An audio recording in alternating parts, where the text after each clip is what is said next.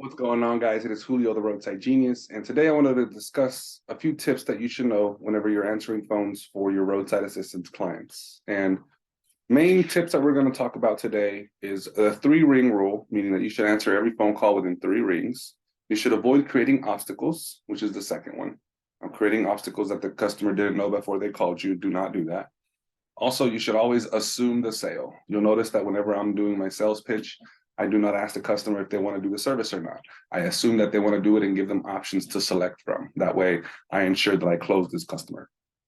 And finally is learning to listen to the customer when they are speaking. So earlier I mentioned that you want to take control of the conversation. You do, and you want to keep control. But when the customer has something to say, you don't want to avoid their question. You want to answer it directly, clearly, and concisely, but you also want to keep control of the conversation. So let's get into what those all talk about. So the first thing we're going to talk about is a 3-ring rule. So anytime you get a phone call from your customer, you're going to want to try to answer the phone in the first 3 rings. If you take longer than that to answer the phone call, that customer may hang up, or you may lose that customer just because you didn't answer it immediately, quickly. It always sounds better whenever, and we're an emergency service, so remember that. It always sounds better when people are answering the phone quickly and they're saying they're going to get to me quickly. If you combine everything that I talk about in these videos to every phone call that you take, you're going to close more people than you would have if you don't. And the 3-ring rule is going to help you close the most people, just because you're going to be answering the phone as quickly as possible and showing these people that you are very attentive to their needs. And that's what they want to see. They want to see that and they want to hear that on the phone. So 3-ring rule, pick up the phone before the 3rd or 4th ring. The next topic was avoiding creating obstacles. And this is something that it took me a while to learn. And it's all about me being too honest. So if you find yourself telling customers, yeah, I can do that, but if you're using the word but, if you're creating problems that the customer didn't know about before they called you, you don't want to do that. If a customer calls and asks something that you're not aware of, you're not sure about, like if they're calling in for a tire change and they want to know if you can repair the tire or not, you don't want to immediately tell them, hey, it may or may not be repairable. You want to say all the positive things first. You want to say, yes, we can come out and repair the tire. The service fee is going to be $65 to $85. I can be there in about 30 minutes.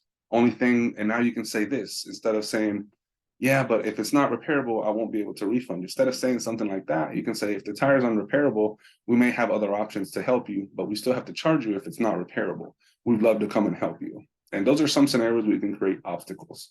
Another obstacle that you may create for yourself is whenever you're about to collect payment.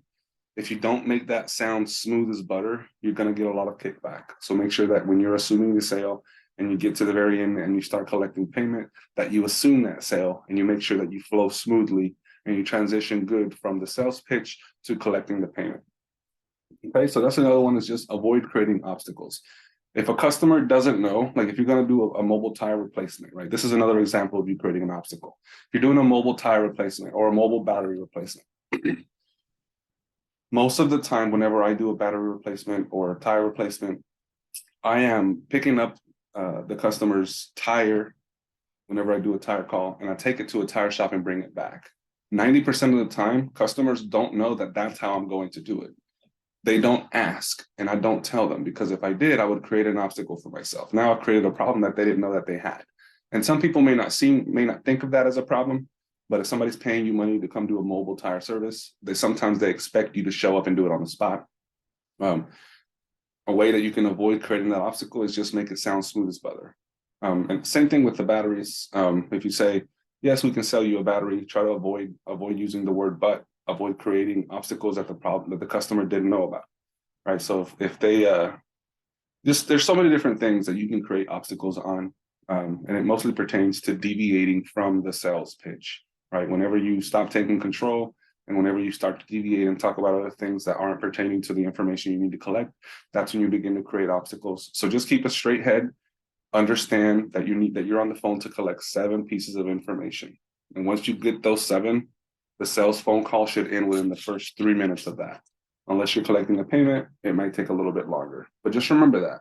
The 3-ring rule: answer the phone quickly and don't create obstacles for yourself. Don't be so honest, right? If a customer asks, Most of the time, customers don't ask how you're going to do a mobile tire service. But if they do, be honest and tell them how you're going to do it. But if they don't ask you, don't tell them how. Just get there and do the job. And then if they have a problem, you can deal with it on the fly. The next thing that we're going to talk about is assuming a sale. And this is, I want to create our own topic for this one because it goes along with everything that you're going to say on the phone call, from how you answer it to the tone that you have. If you're assuming the sale, you're more than likely going to close more customers than you would if you didn't assume it. What you're doing when you're assuming the sale, you're forcing the customer to stop you. You're forcing them to stop you and interrupt you and tell you that they do not want service. And that is better for us than us asking them, would you like to go with the service, yes or no? Because when you give them a yes or no answer, it's easy for them to say, no, I'll call you back and I'll think about it. But when you assume the sale, now that customer has to cut off that conversation that you had assuming the sale and then create their own narrative of why they don't want to do the service. And that may be difficult for some people. So this is why you want to go ahead and assume the sale 90% of the time, 100% of the time, assume the sale. I'll automatically start thinking about collecting the payment. Talk with future talk. Let the customer know, yeah, when we get there, yes, whenever we come change your tire, right? It all depends on the tone that you're using when you're talking to that customer. You can use future talk, present talk, right? Yeah, so right now your battery is this way, but when we get there, we're going to be able to hook it up to the system and check out all the problems. And that is another thing of assuming the sale, is using that assumed language, we're going to do it in the future language. It's called future talk.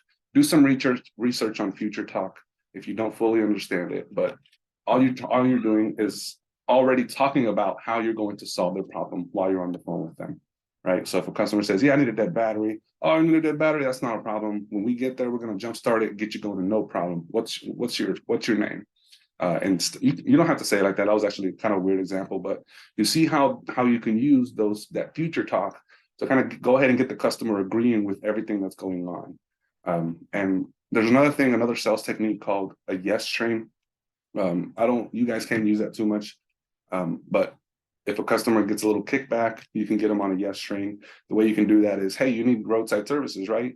Yes, I do. Okay, well, we offer that service and we can come to you right now. Do you want somebody to get there pretty fast? Yes, I do. Okay, perfect. Then let's go ahead and set the service up and we'll get it going. Are you going to pay with cash or card, right? And then that's how you get into assuming the sale and using that future talk to your advantage. And finally, something I talk about in my other videos is to not let the customer take control of the conversation. And while I mean that 100%, you also don't want to be arrogant or ignorant to the questions that they're asking. So anytime a customer presents a question to you, make sure you address it concisely and clearly, and make sure that customer knows that you did your best to answer the question. But at the same time, end your answer to their question with a question of your own. And if you develop the good pattern, you'll start ping-ponging information out of them. So that's just the 4 basic things right now that I wanted you guys to know about. And that is, make sure that you're following the 3-ring rule. Answer that phone call as soon as possible when it hits your line. You want to make sure that you're avoiding creating obstacles. And I see people create obstacles when they're too nice, they're too honest. If a customer wants to pay you $150 to show up and deliver air, don't tell them that there's the gas station down the road that they can go get air on. Right, that's a problem. That's a way of creating an obstacle, right? Or if a customer calls you and says, "Hey, I have a flat tire and something's missing from my tire," you already know what the problem is. Don't tell the customer what the solution is. Go give them the solution. They called you for the solution, and they don't expect you to give it to them over the phone. They expect you to show up and do the work. So that's just assuming the sale and avoiding creating obstacles. And also, finally, listen to people when they talk. Those are the 4 big things. Make sure you're answering questions, not creating obstacles. Make sure you're assuming a sale and you're picking up the phone as quickly as possible within those first 3 rings. And this is how you're going to ensure that you get the most out of your Google ads and that you're answering as many phone calls as possible, creating the most opportunities for yourself. Thanks for watching.